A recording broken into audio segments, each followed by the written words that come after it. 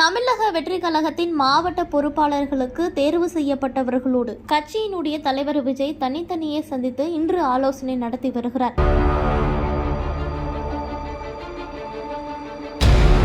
குறிப்பா இந்த ஆலோசனையின் போது கட்சியின் பொதுச் செயலாளர் புஷி ஆனந்தை வெளியே அனுப்பியிருக்கிறார் விஜய். ஒவ்வொருவரிடமும் தனித்தனியாக அவர் ஆலோசித்து வருகிறார். மேலும் தமிழக வெற்றி கழகத்தின் நிர்வாக வசதியை கருத்தில் கொண்டு 120 மாவட்டங்களாக பிரிக்கப்பட்டிருக்கிறது. தற்போது வரை 19 மாவட்ட செயலாளர்களை தேர்வு செய்திருக்கிறார்கள். 8 பேர் யார் யார் என்று அறிவித்திருக்கிறார்கள். அது மட்டுமல்ல 10 செயற்குழு உறுப்பினர்களும் தேர்வு செய்யப்பட்டு அறிவிக்கப்பட்டு வருகிறார்கள். இதுல கண்டிப்பாக 4 பேர் மகளிர் இருக்க வேண்டும் அப்படின்னு விஜய் அறிவுறுத்தி இருக்கிறார். தமிழக வெற்றி கழகம் தொடங்கப்பட்டதுமே நிர்வாகிகள் நியமிக்கப்பட்டார்கள். அப்போது கட்சியின் பொதுச் செயலாளராக புஷி ஆனந்தும் பொருளாளராக வெங்கட்ராமனும் நியமிக்கப்பட்டனர். அடுத்த ஆண்டு நடைபெறக்கூடிய சட்டசபை தேர்தலில் தமிழக வெற்றி கழகம் போட்டியிட உள்ள காரணத்தினால கட்சியினுடைய உள்கட்டமைப்பை பலப்படுத்தும் பணியில விஜய் தற்போது ஈடுபட்டு வருகிறார். 2 தொகுதிகளுக்கு ஒரு மாவட்ட செயலாளர் வீதம் 120 மாவட்ட செயலாளர்கள் நியமிக்கப்பட்டிருக்கிறார்கள். மேலும் கட்சி தொடங்கப்பட்டு ஓராண்டு நிறைவடை இருக்கிறது.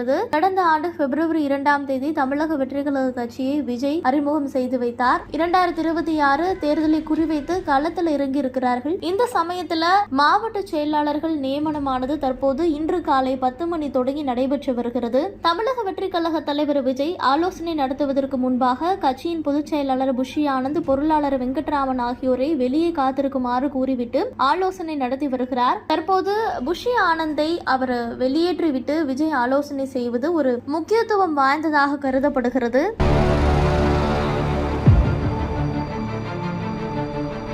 மேலும் புதிதாக நியமிக்கப்பட்டுள்ள நிர்வாகிகளுக்கு வெள்ளி நாணயம் வழங்கி விஜய் வாழ்த்து தெரிவித்ததாக தற்போது அண்மை தகவலுமே வெளியாகி இருக்கிறது. அடுத்தடுத்து மேலும் யார் யாரெல்லாம் தேர்ந்தெடுக்கப்பட்டிருக்கிறார்கள் அப்படிங்கிற அறிவிப்பு வெளியாகி கொண்டிருக்கும். முதற்கட்டமாக தற்போது 19 நபர்கள் தேர்வு செய்யப்பட்டிருக்கிறார்கள். அவர்கள் அனைவருக்குமே விஜய் வெள்ளி நாணயம் வழங்கி வாழ்த்துக்களை தெரிவித்து வருகிறார். மேலும் விஜய் என்னெல்லாம் அவர்களிடம் சொல்லியிருக்கிறார் அப்படிங்கறத பற்றி பார்க்கிறப்போ ஒரு அண்மை தகவல் வெளியாகி இருக்கிறது. அதன்படி உங்களை நம்பித்தான் கட்சி தொடங்கி இருக்கிறேன் அப்படின்னு தெரிவித்திருக்கிறார். ஒரு வலிமையான கட்டமைப்பை உருவாக்க வேண்டுமென புதிய நிர்வாகிகளிடம் தமிழக வெற்றி கழக தலைவர் விஜய் வலியுறுத்தி இருக்கிறார். 2026 தேர்தல் தான் நம்முடைய இலக்கு. உங்கள் அனைவரையுமே நம்பியே கட்சி தொடங்கி இருக்கிறேன். மாவட்ட செயலாளர்கள், மாவட்ட பொறுப்பாளர்கள் கட்சி நலனுக்காக செயல்பட வேண்டும் அப்படின்னு அவர் பேசி இருக்கிறார்.